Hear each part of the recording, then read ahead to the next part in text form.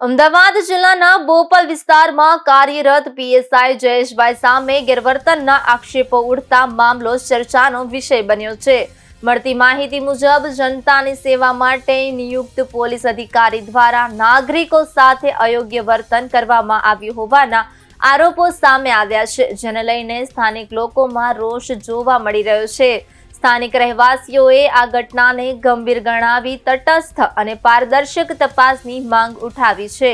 લોકોનું કહેવું છે કે કાયદાનું પાલન કરાવનાર અધિકારીઓ દ્વારા જ આવા વર્તનથી પોલીસ પ્રત્યેનો વિશ્વાસ ઓછો થાય છે।